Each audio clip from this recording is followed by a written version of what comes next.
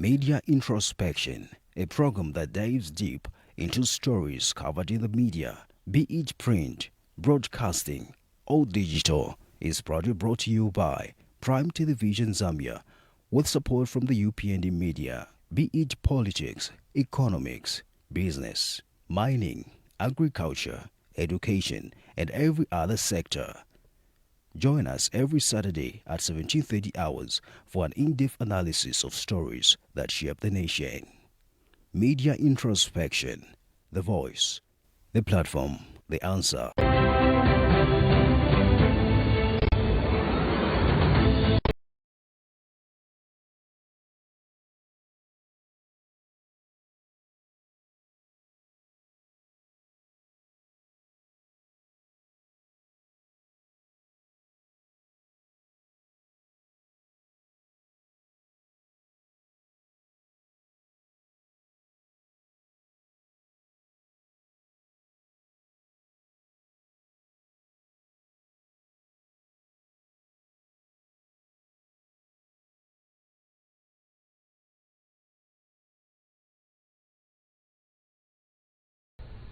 Media Introspection, a program that dives deep into stories covered in the media, be it print, broadcasting, or digital, is proudly brought to you by Prime Television Zambia, with support from the Upnd media, be it politics, economics, business, mining, agriculture, education, and every other sector. Join us every Saturday at 17:30 hours for an in-depth analysis of stories that shape the nation. Media Introspection, the voice, the platform, the answer. Only on Prime TV. Media Introspection, a program that dives deep into stories covered in the media, be it print, broadcasting, or digital, is proudly brought to you by Prime Television Zambia, with support from the Upnd media, be it politics, economics, business, mining, agriculture, education, and every other sector. Join us every Saturday at 17:30 hours for an in-depth analysis of stories that shape the nation. Media Introspection, the voice, the platform, the answer. Only on Prime TV.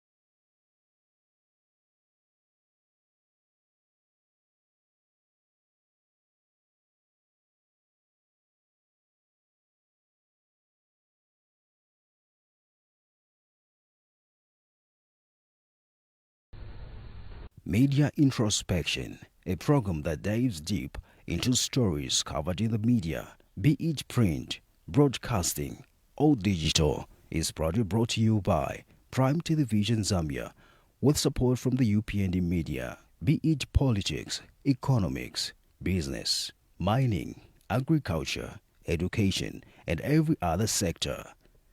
Join us every Saturday at 17:30 hours for an in-depth analysis of stories that shape the nation. Media Introspection, the voice, the platform, the answer. Only on Prime TV.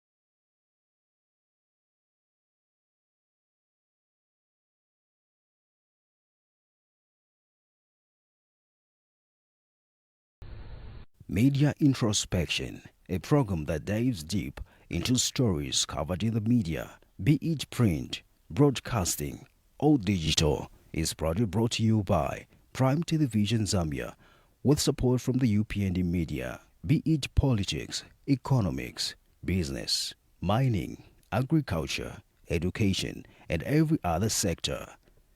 Join us every Saturday at 17:30 hours for an in-depth analysis of stories that shape the nation. Media Introspection, the voice, the platform, the answer. Only on Prime TV.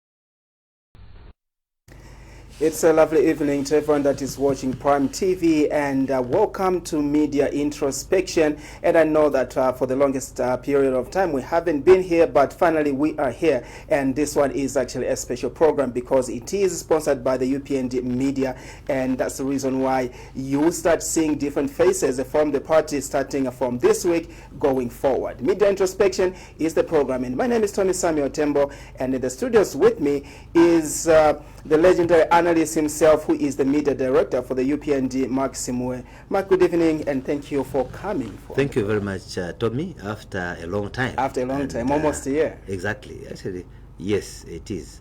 So it's good to be here. Oh, yeah. All right, so we have a number of things that we are going to look into. As you may be well aware that Bill 7 has been resubmitted to Parliament, and there's so much debate from different stakeholders, and those are some of the things that we're going to be talking about right here, plus many more other things on the program. Mark, let's pick it up from the top. The government suspended talks. Remember that there was a dialogue that the president called with the Oasis Forum, and after the first meeting that they had, they were supposed to meet for a second time, but later on the Oasis Forum, showed that they were pulling out. Then the government suspended the dialogue, which I should say ended prematurely. In the first place, I think it's important for us to contextualize issues. Mm-hmm. And I must mention that when you talk about civil society organizations, yeah, it is President Hakainde Hichilema's wish that part of those important elements of successful democratic dispensation, yeah, is dialogue. Mm-hmm.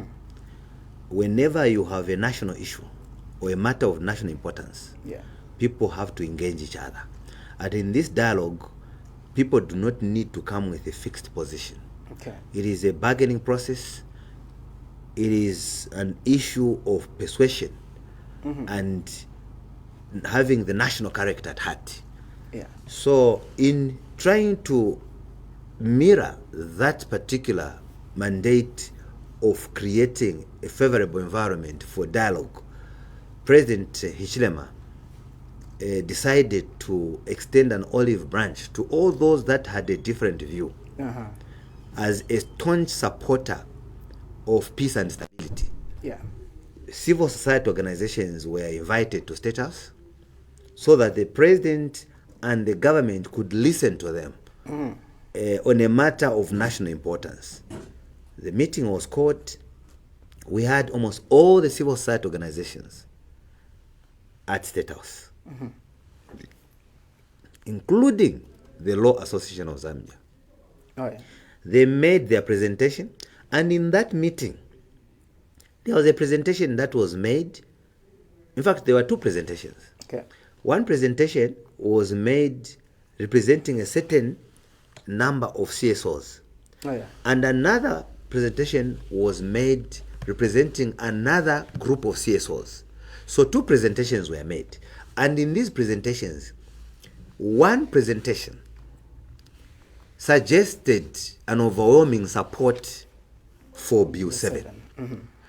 Then one presentation supported the content that they were good, except they raised certain concerns in terms of proportional representation. Okay.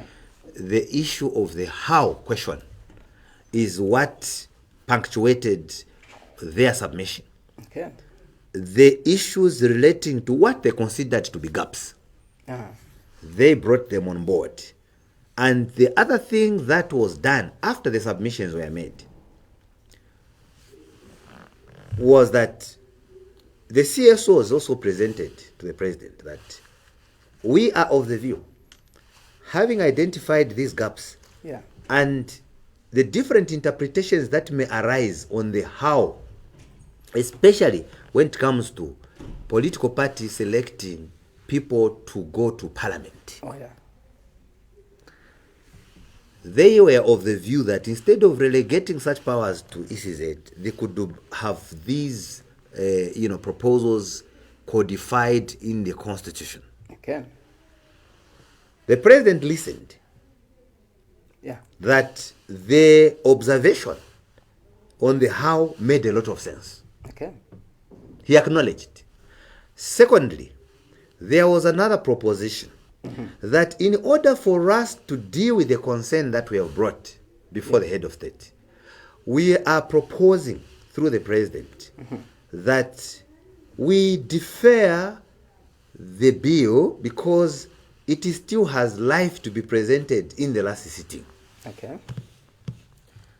At that point, the president and his team said, we have heard your submissions and we'll get back to you.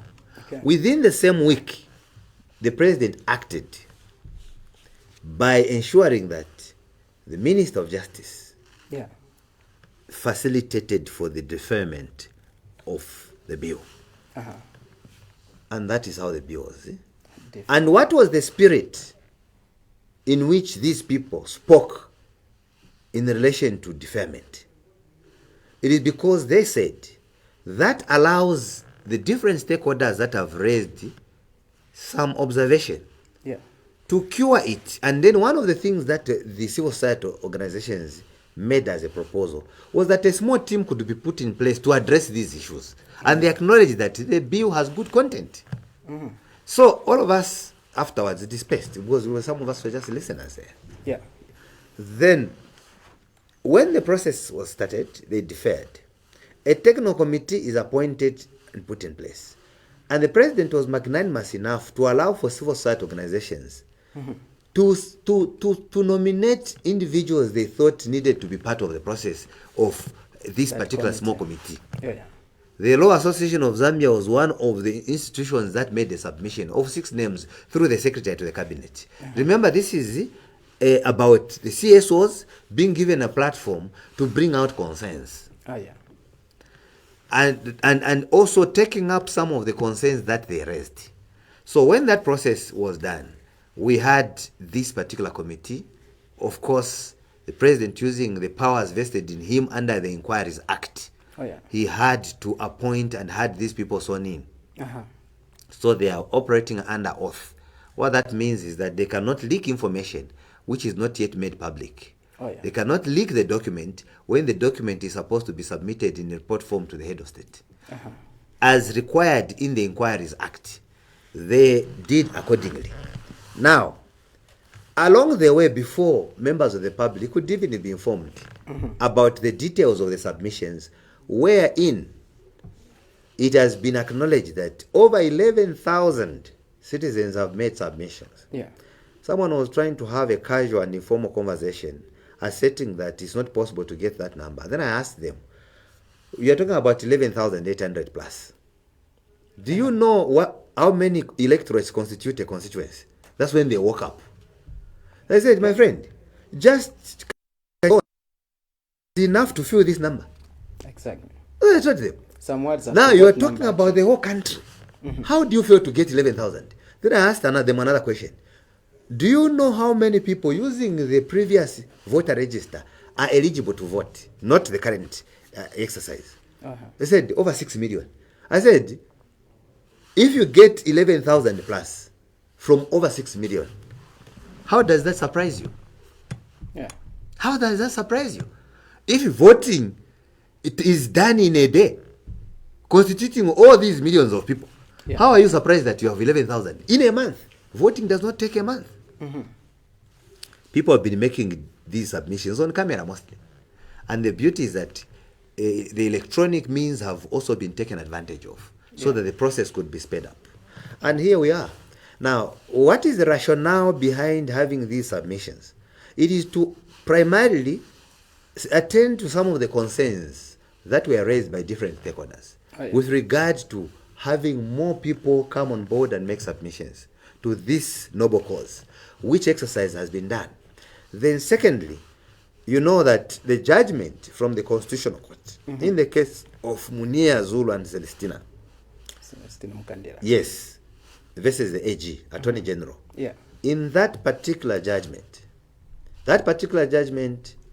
was made after the bill was already deferred.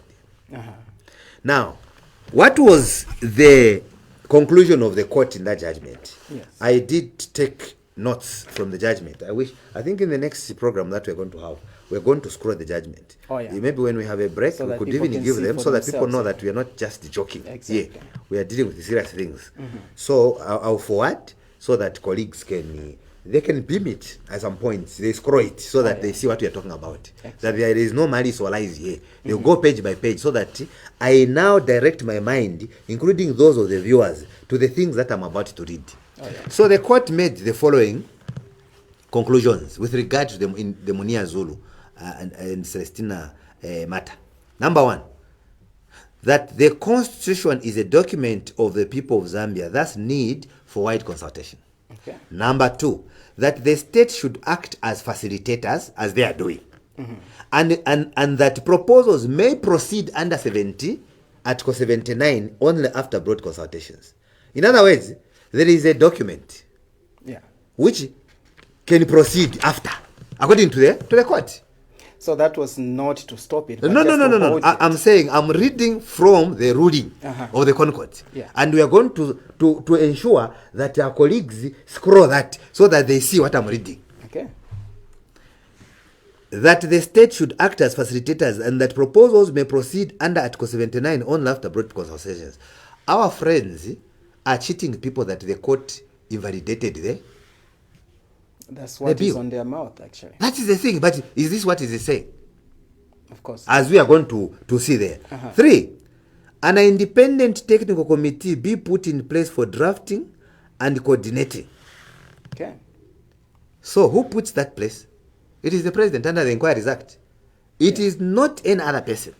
In other words, these are not civil servants. They are people or eminent persons with technical understanding of constitutional making processes. Put in place using what powers the Inquiries Act, which vests powers in the president to appoint a committee, as it has been done before. The next point, that it is important that the process that seeks to do delimitation represents expressed wishes of the people. This process started way back 2019. It was going on. The delimitation. Exactly. So the other time, may I so rest in peace, we had people throwing chairs at each other in Zambezi when there was consultation with regard to delimitation. The ECZ conducted this activity because they derived such powers from the Constitution, which gives them such powers. You may refer to Article 58, Article 59 of the Constitution of Zambia. It will give you proper guidance with regard to some of the things that should be considered when this exercise is being undertaken. So the court said that this should represent the process of delimitation, should show expressed views of the people. The court is not stating that 2 million must speak to delimitation. No. Because the process is already taken care of in the Constitution. That when considering delimitation, specific things must be taken into consideration, which include inter alia, the population of a particular area, the geography of a particular area. In fact, I've come with a constitution, so sometimes it's important to do justice. instead of me just speaking to things, and then you have people who are busy now raising issues that don't exist. Then they say Mark said this. People should say the constitution was read, we downloaded it, and what he said is exactly what we saw. Now, when you look at Article 59, which I referred to, and 58. 58 talks about delimitation. 59 is about matters to take into account when delimiting constituencies and wards. Which I made reference to. So what are those? In other words, it doesn't have to be the court indicating it is contained. What matters should be considered? A. The Electoral Commission of Zambia shall, in delimiting the boundaries of constituencies and wards, A. Take into account the history. Meaning, if a particular area maybe last witnessed delimitation many years ago, other than others, ECZ must consider. There could be many other historical aspects. Then, history, diversity. Why? And cohesiveness of the constituency of ward. Because we have these ethnic groups in diversity. So when coming up with this delimitation, you must be very careful when you are drawing boundaries. For example, if you go to Muchinga, or let me talk about Northern Province, you take it for granted that Northern Province is composed of Bembas. Because you have never visited Mpulungu, you have never visited Mbala, you have never visited the Mambwe area. In Senga Hill, which is not composed of the Bembas. You find the Lungus there. You find the Mambwes there. The Namangas also there. Correct. So now, the idea which we can extract from here is talking about cohesiveness, how integrated society is, that delimitation should not lead us to disintegration, but it must lead us to more integration. Then B, have regard to population density, trends and projections. That's 59B. Yes, trends and projection. What could be the trends? Some of the trends could be, historical. How has it been done? In the past. What has been the trend? What the trend, if the trend, for example, is that this province has a fast-growing population. Therefore, every time delimitation is taking place, it tends to get more seats. It could be the trend. Do you get the point? Exactly. Then you have projections. Historically, how has the population of Zambia grown? Which are the fastest provinces that have been? And then, for instance, in the next 10 years, looking at this particular province or constituency, which has been growing at 50%. So they will project that in the next 10 years, if it grew at 50% and the number came to 100 in 10 years, in the next 10 years, they can project that, assuming that another 50% comes, what will be the size of the population? Based on those projections, they are able to arrive at a logical conclusion to do delimitation. Now, there is a lot more. C, ensure that the number of inhabitants in each constituency or ward is reasonable. In other words, it is not enough to talk about the geography. The number must be reasonable. Who should elect an MP? Who should constitute a polling district and polling stations? To then seek to achieve an approximate equality of constituency and ward population, subject to the need to ensure adequate representation for urban and sparsely populated areas. So now, it is an issue of ratios. It has nothing to do with how come you've put Kabwe has not been given anything. It is about how is the representation based on the population. How is the trend? What tribes are found there? When we cut like this, what will be the outcome? For example, maybe for avoidance of doubt, we could be talking about places like Zambezi. Oh, yeah. You find Lundas and Luvares there. If you are going to do delimitation, you must be very careful. Okay? With what you are dealing with there. You don't just go there and cut. You create problems. So you look at the trend. You look at the historic aspects. What have been the contentious issues with regard to boundaries in this area? Because some constituencies have effects on the traditional boundaries, which have historically been a source of confusion. So ear must be given to that kind of experience. That's why we're talking about the historical aspect. But that is the constitution which has guided. Guiding who? The Electoral Commission of Zambia. Now, when you look at this particular matter, how do citizens come in? How do citizens come in? They come in because the issue of delimitation is a constitutional issue. Okay? Secondly, citizens come in on account of us appreciating the fact that the Constitution of Zambia and the powers thereof are derived from the people of Zambia, which powers are exercised to legislate in Parliament under Article 62. Derived from the people of Zambia under Article 61 of the Constitution. Vested the powers to legislate. Derived from the people who give the MPs the power to legislate under Article 62. So, let me say that it is interesting that this is what the court said. And lastly, the court said that a text or letter and ultimately the spirit of the Constitution must come from the people. What does that mean? It does not mean that, because the question that you need to also ask yourself is, who are the people?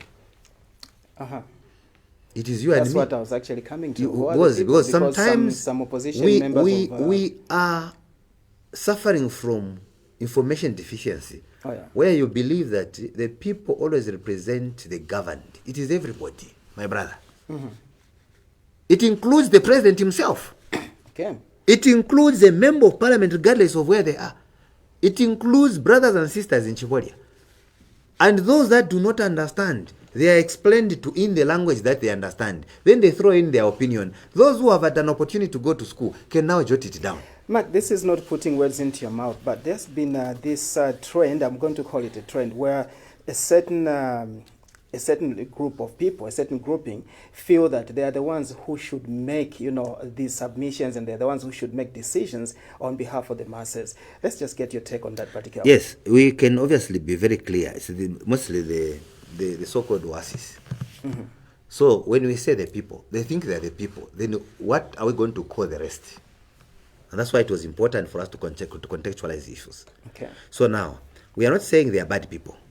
All we are saying is that their view should not be the one to carry the day at all cost. Okay? They should also understand that even when they are many, put together, there are also others who are also many who are supporting the same position. So the power of leadership is in agreeing to disagree. The worst thing that you can ever do is to always think that when you come to the table and say, let's engage each other, it is either you accept as a leader. If you don't accept, it means you have rejected what the people of Zambia want. Then that's misleading. That's why we are saying, who are the people? It is Tommy. It is Tommy's wife. It is everybody. It is the marketeers. It is the cowboys. Some of them have never even seen the Constitution before. Those of us that have had an opportunity to go to school must help them. Society is made in that manner. Now, to fast forward the conversation, I think we need to be now considering the issues. What are the issues in the document? So, after the Munia Zulu matter, while the technical committee was still undergoing the processes, our colleagues went to court. These are the ones who went to court.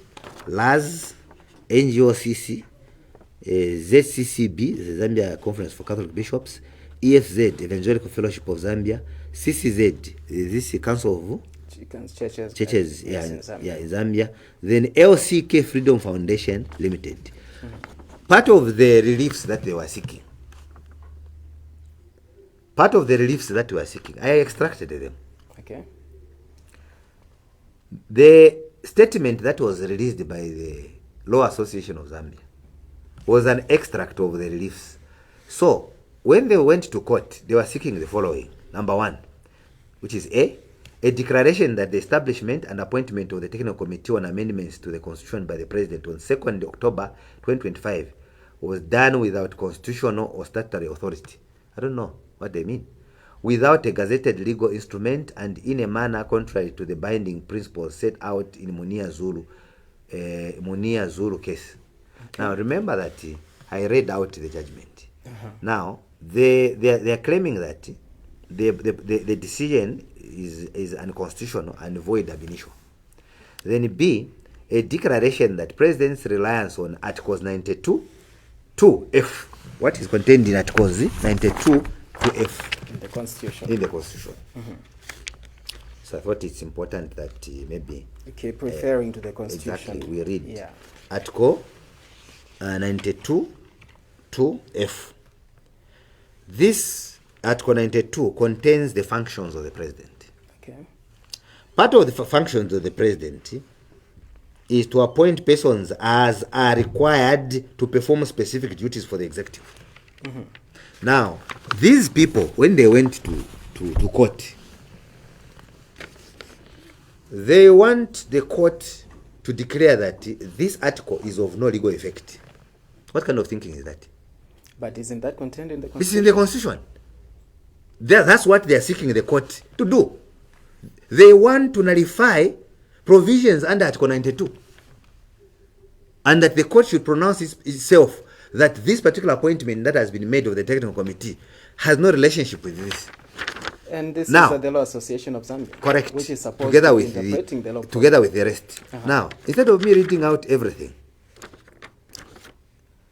then they said, D, a declaration that the squaring in and operation of the Technical Committee without law of published terms of reference is unconstitutional and in breach of the values of transparency, integrity, good governance, and constitutionalism in Articles 8 and 9.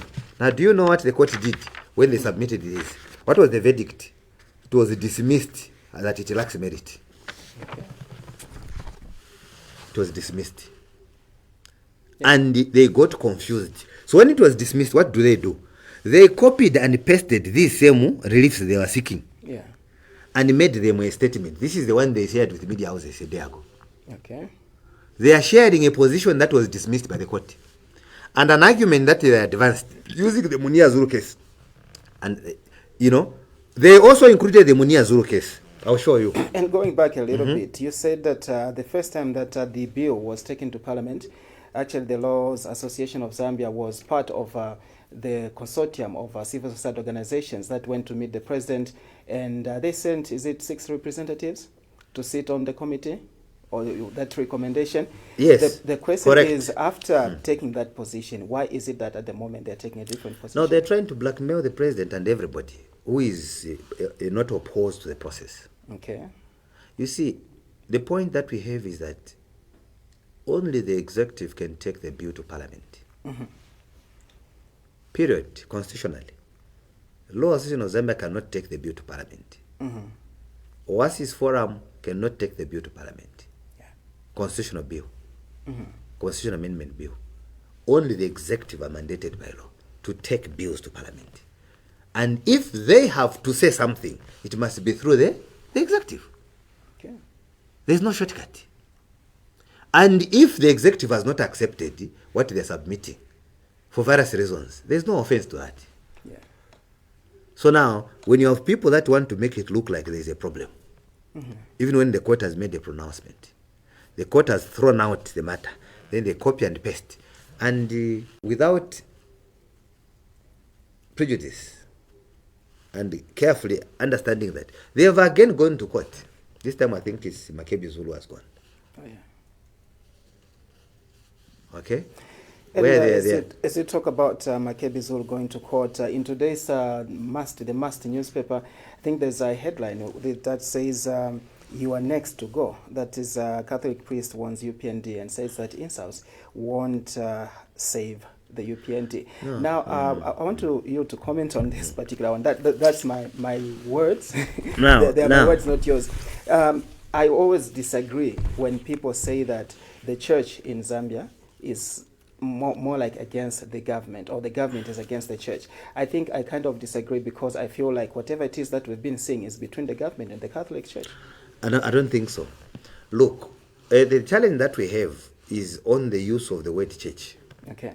From whatever background, there is a temptation when you say church, it means the Catholic. No. There are so many churches. You get the point? Mm-hmm. There are so many churches. Yeah.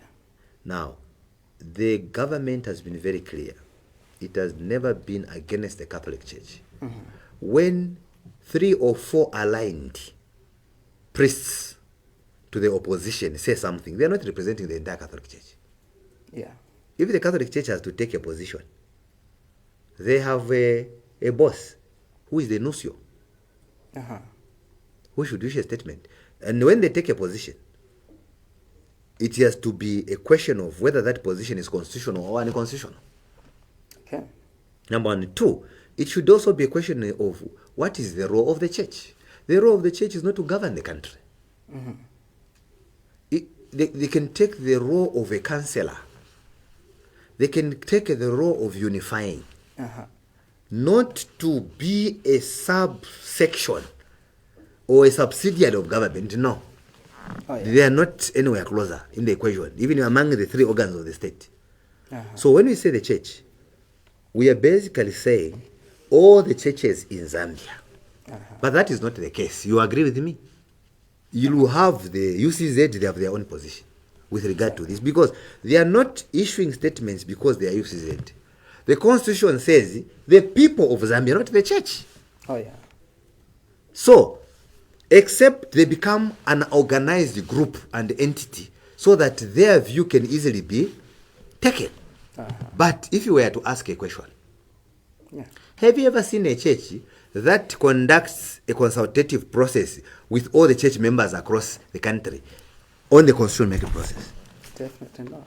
If the answer is no, the constitution says the engagement process and the consultative process should involve the people of Zambia. Mm-hmm. There is no clergy, there is no pastor who goes around the country to engage church members.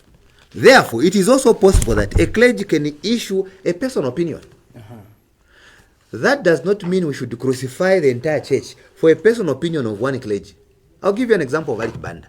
He declared himself as a supporter of Edgar Lungu. Yeah. So when he speaks on issues of the constitution, we have to carefully listen to him, because from the time immemorial, he declared his position. Oh, yeah. Do you get the point? Uh-huh. And I also want to put it on record that if we should not judge the Catholic Church unfairly, Okay. we must judge individuals fairly. Okay. In that, in Zambia, they have about 11 dioceses. Only 3 dioceses are speaking. Oh, yeah. Meaning, if you are going to drag the whole church, that's a time bomb. Oh, yeah. It has nothing to do with the statement that has come from the priest. He is speaking as an individual. Yeah. He belongs to a parish. It's a time bomb. And that I'll may give you not another even example. be the thought of what the parish Yes. members of the parish feel. Yes. Different priests have different views. Go in the paper. We have different bishops. Bishop Piri has also issued a statement which is supporting Bill 7. the position of government. Oh, yeah. He is a Catholic bishop. Are you going to say that he represents all the Catholics? So, if we get the two, who is representing the Catholic? Becomes confusion. Now, this is why I'm saying we should not deceive ourselves by abusing the church, using the church and the pulpit to sway citizens.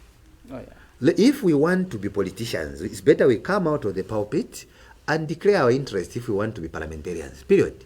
If we want to be presidential candidates, it's open, the constitution allows us. What is not right for our laws, for our laws, Yeah. if you go to the Societies Act, it does not actually allow church organizations To be active. to operate as political organizations Oh, yeah. or military organizations. Uh-huh. The inquiries, the Societies Act. So when you are registering the church, because all the churches in Zambia are registered Yes. under that law,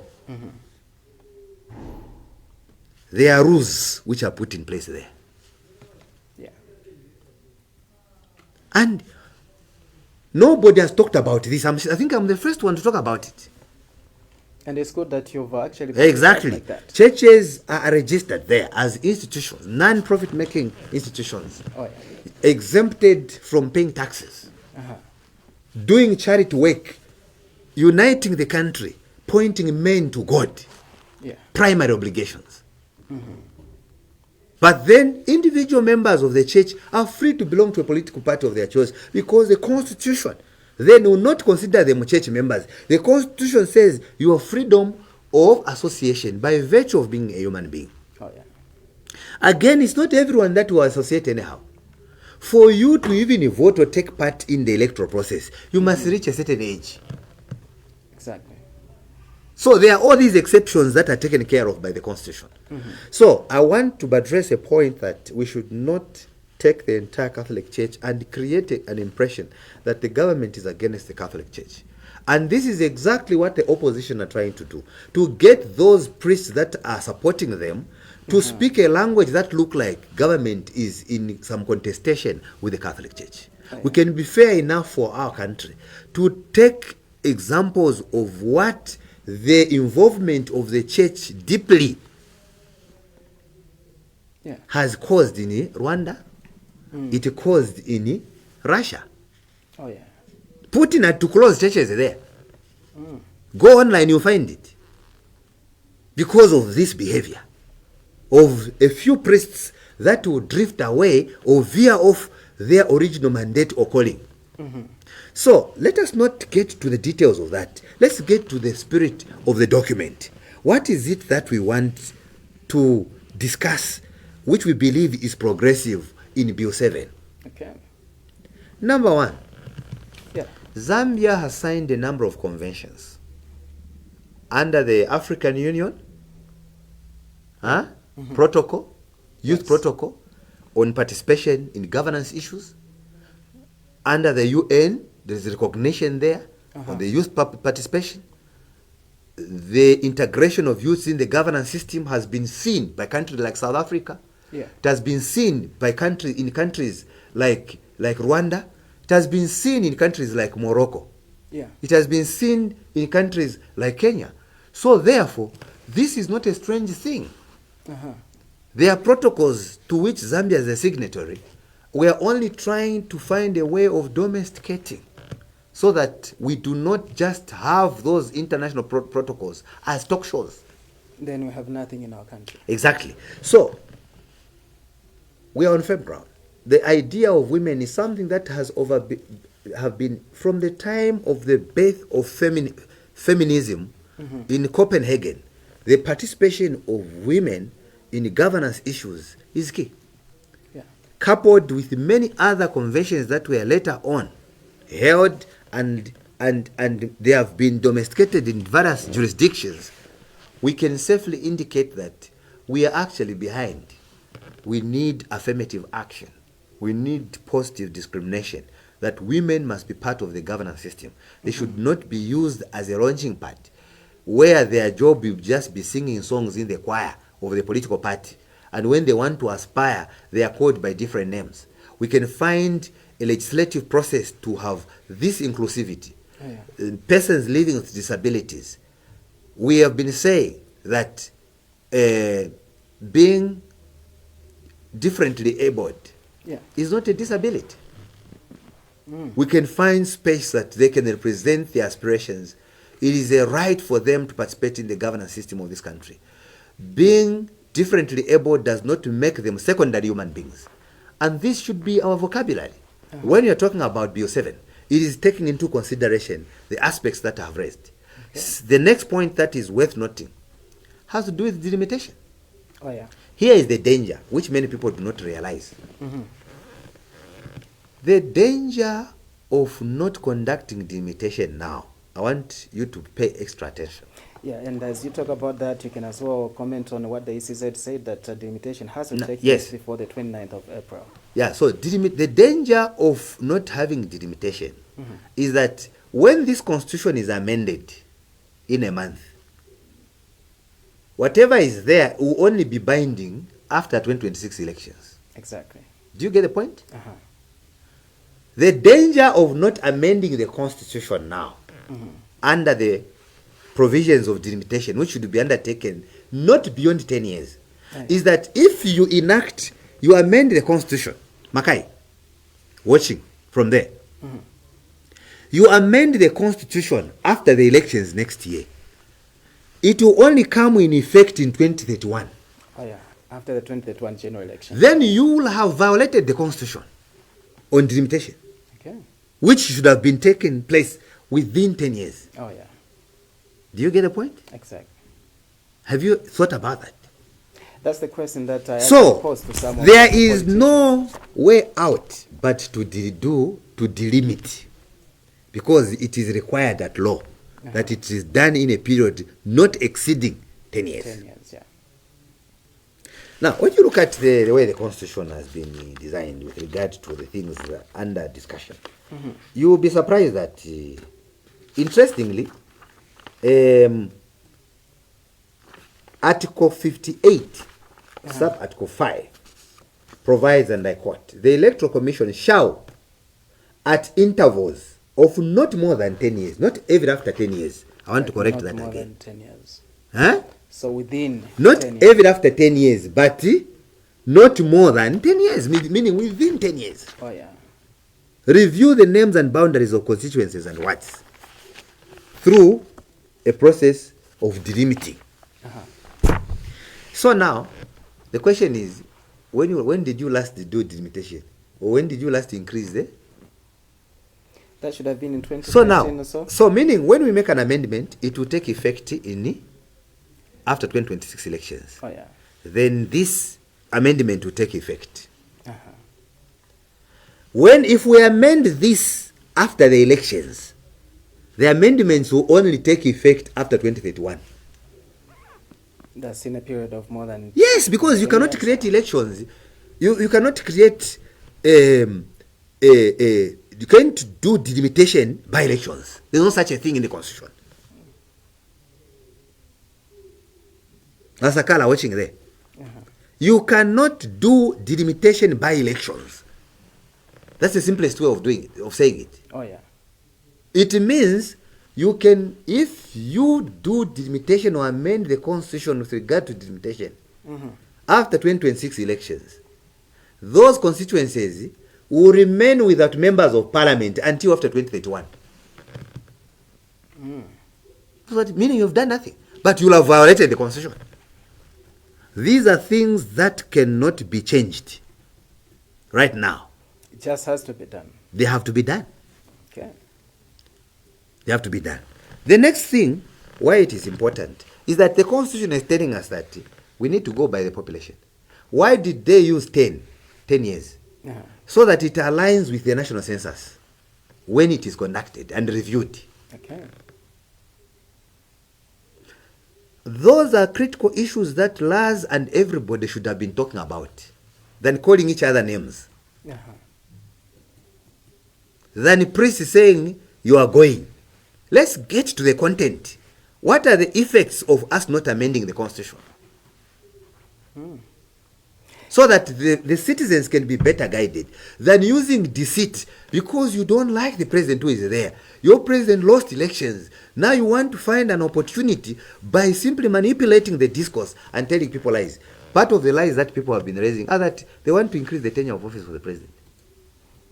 Which does not appear anywhere Even in if the it bill. was increased now, that can only take effect in after 2026. Oh yeah. Do you get the point? Secondly, that he's trying to remove 50% plus 1. It is not in the bill. It was circulated. It is themselves in Bill 10 who wanted to remove a secondary poll when there's a deadlock and none of the candidates have garnered 50% plus 1. Initially, we are supposed to go back for an election again. yes, where only 2 candidates are contending. The rest of the political parties will agree to support any of the 2. Oh yeah. They wanted to remove that clause themselves, so that instead of us having a rerun, we have a coalition government. Yeah. It was in Bill 10. Now, I don't know what they have drank they are now telling people that that's what is in Bill 7. And people are saying, I have read Bill 7 from the first page to the last. I can't see it. Then what kind of human beings are we dealing with? And they're not even a lot. They are not ashamed to tell lies. The thematic areas are only 13. But why is it that they're failing Now, to it? correct. And now, in Bill 10, let me show you Bill 10. Yes. This is Bill 10. It was supposed to have about 117 amendments. I counted them. 117 amendments. Then Bill 7. Bill Yes. It is almost an overhaul. Oh, yeah. They wanted to do. And now they're cheating people. That this is Bill 7 is Bill 10 in another form. Now let me tell the citizens.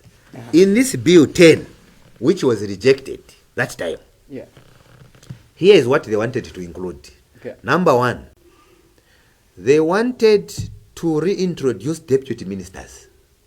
Okay. As a way of dangling a carrot to the opposition members of parliament at that time, that if they vote for it, a number of them stand a chance of becoming deputy ministers. Deputy ministers, yeah. Number two, they wanted to abolish all commissions that we have: Teaching Service Commission, Public Service Commission. Okay. Then that was going to give the president more powers, when you should be talking about reducing the powers of the president. Number 3, they wanted the power to determine how many judges sit at the Concord to be relegated to the National Assembly and be removed from the Constitution. When all these organs of the state lie pari passu and on an equal footing, they wanted to destroy the judiciary, so that whatever they were doing in terms of the numbers was at the mercy of Parliament to determine the numbers. They also wanted, you've heard of the House of Chiefs. Exactly. The House of Chiefs right now, chairmanship, is by way of rotation. It's rotational. They wanted to remove that clause that talks about it being rotational, and then begin subjecting the chairmanship to the House of Chiefs to an open election, the way you elect leaders. That was going to politicize chiefdoms. Exactly. There could have been a cartels. You were going to plunge the country into chaos. The next thing they wanted to propose in this bill, again I can share with the citizens online on the Prime TV page, so they're able to access it. I can just share a link so they open it. They wanted the president to be given the powers to divide, to alter, or create districts and provinces without parliamentary ratification. Okay. So that is still... Now, that was going to cause problems, because what was going to happen is that if the president feels that he has not garnered enough votes in a particular area, he will split, because and maybe taking advantage of the ethnic divides there, he will split them deliberately, thereby causing more problems. The next thing that they wanted to do, my brother, in that particular, they wanted in the preamble where the constitution says Zambia shall be a multi-religious state. They wanted to remove multi-religion and put Christian. Do you know the problem which could have been there? Not that there is a decree that Zambia is a Christian nation. The problem is that we enjoy religion in diversity right now. We have Hindus in our midst. We have Muslims in our midst. It could have been a direct attack on the Bill of Rights, which talks about freedom of worship. Because you could have enshrined in the Constitution that any other religion is not welcome. Apart from Christianity. It's just Christianity. Then what that means is that we were not going to make this country a theocracy, where everything was going to run under Christian ideologies. There could have been a source of anarchy, because even within the Christian circles, we do not agree on many fundamentals of the Bible. So who was going to decide the principles that were going to govern the country? Because in Article 8, they wanted to amend, where there is morality, they wanted to say Christian morality. And yet, even where we are, we don't have a collectively agreed upon definition of morality in the Christian circles. For some churches, you can't go in the church without covering a woman covering their head, their hair. Besides, about 60% of Zambians are not religious. So the point, yes, that is in addition to the argument. The point is that those are the things that were in Bill 10. All those things that I've talked about are not in Bill 7. So how can the two be the same? Because they talked about proportional representation. So they believe that the documents are the same. And yet they are different. They were talking about delimitation, yes. And you've heard their argument. May so rest in peace. You listened to the argument of Tutu Angulube. We also listened to the argument of Makebi Zulu. With regard to the delimitation. Is it Mambwe? Yes, Mambwe. Yes. Now, those are things, my brother, that we need to begin to digest. As a matter of fact, when we talk about constitutional making processes, we need to begin to reach a point where we start telling citizens the truth. Politics is not about lying. Politics is about principles of governance. Understanding that all those that wield the instruments of power are but stewards, caretakers, given the authority by the people of Zambia to preside over the affairs of the country. So people must make responsible statements when it comes to lawmaking. The law should not be reduced to politics. No. As we are coming it's a governing document. As we are coming towards the close of the program, Mark, I would like you to comment on the part of elections where the amendment proposal is that when, for instance, a member of parliament dies, then that party, the member of parliament represented, has got the right to choose who is going to replace that the deceased. Yes, and it's a type of democracy. I've heard people say it will take away democracy. I don't know what kind of thinking that is. I'll give you an example. Because democracy, there are different types of democracies. Let me give you an example of South Africa, which has the mixed member system. In South Africa, you don't elect individuals. You vote for the party. Now, what they are exercising there is representative democracy. It's a type of democracy. And then the party chooses who should go to parliament. Has that killed democracy? No, it is a type of democracy. All students of political science understand that. Now, we have simply picked a portion which is practiced through representative democracy from South Africa to bring it to here. Someone wakes up and says, you are destroying democracy. I don't know what school they went to. There's direct democracy. And there's representative. Yes. Representative democracy. It's a type of democracy. The one you find in South Africa, it is still democracy. It's a type. You go online, you find it. Just go types of democracy, you find them. So how can you enshrine that in the constitution? Then someone says, you are destroying democracy. Which democracy are they talking about? It's like the constitution making process. There are so many ways of constitution making processes. Okay. You can use the Constituent Assembly and avoid this process that we are using if you want. Which Mwanawasa, I talked about it 2 weeks ago. Which, at a press conference, which Mwanawasa used. Constituent Assembly, you get representatives from each constituency, you put them together. Then they start making decisions on behalf of who? All those that should have submitted their opinion under the process we are taking. They will not be present at the Constituent Assembly. Only representatives will be there. That is democracy as well. It is a type of making the constitution. You can as well make the constitution where you just go back to the people. You can do an overhaul where you just start from the scratch and say, tell us what you want to find in the constitution. Especially when the state is new and it is just being established. That's when countries do that. Or you want to come up with a new constitution, like the 1991 constitution. Because we were moving from one party participatory democracy to multi-party democracy, where a change in the style of leadership affected many other clauses in the constitution. So we had what looked like an overhaul.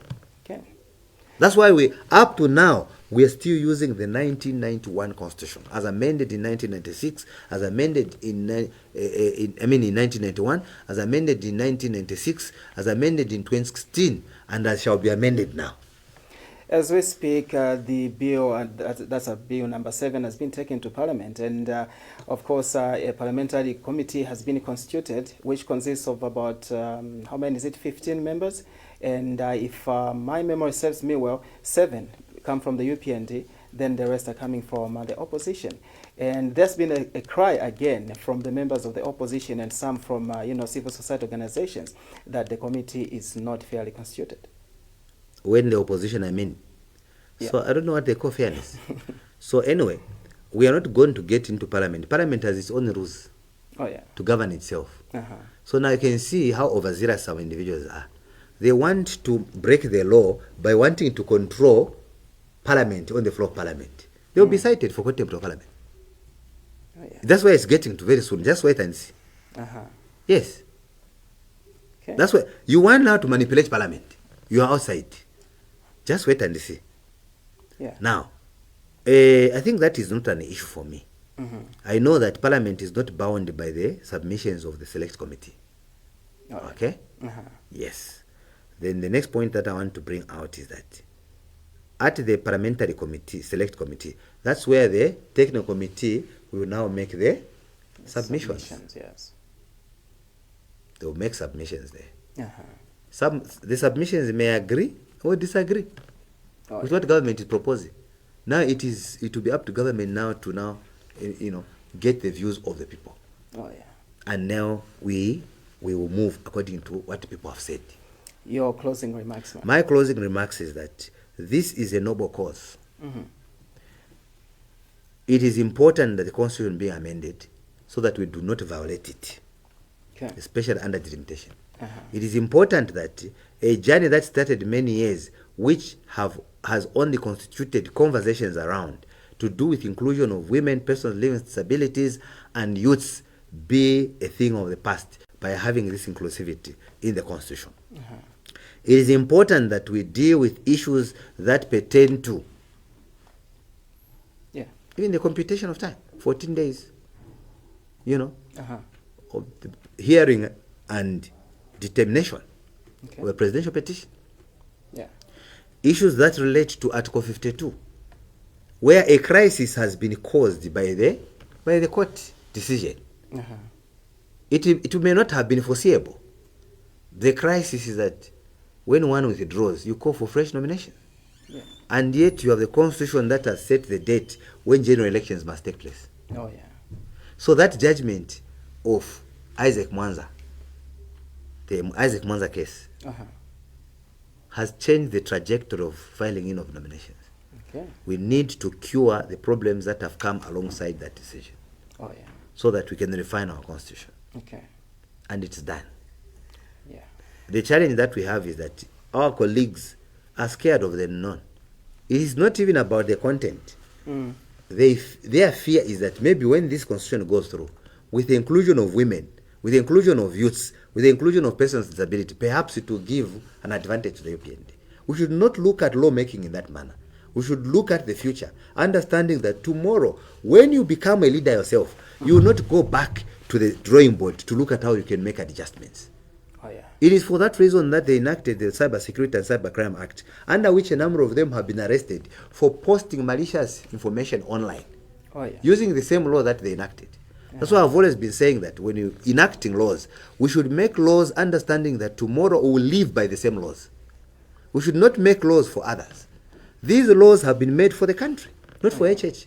If your HH was not truthful to the people of Zambia, he could have allowed the situation to remain the way it is, so that he remains the president in perpetuity. Because then others could be withdrawing. When they withdraw, the rest of the elections go ahead. They withdraw, they call for elections within 90 days. Another one withdraw, then a second. The next thing, when peace is threatened, reconvene parliament not of elected people, but the old parliament. Then the time and dates as to when the next elections should take place can only be determined by the president and the speaker. Is that the country you want to see? Citizens don't know what they are playing with. That's why they are swimming along the current of the opposition, who are unreasonable, because for them is politics as usual. So for the first time, we need to take the Constitution of Zambia seriously. because this is the supreme law. We should not play politics on this particular document. Okay. Thank you. Mark, thank you so much for coming through. We should be hoping to talk to you again next week at the same time. And on that note, we've come to the end of Media Introspection for this week. We'll be back next week at the same time. And on behalf of Mark Simuuwe, the Media Director for the UPND, I'm Tommy Samuel Tembo. Until next week at the same time, just stay with us. Media Introspection, a program that dives deep into stories covered in the media, be it print, broadcasting, or digital, is proudly brought to you by Prime Television Zambia, with support from the UPND Media, be it politics, economics, business, mining, agriculture, education, and every other sector.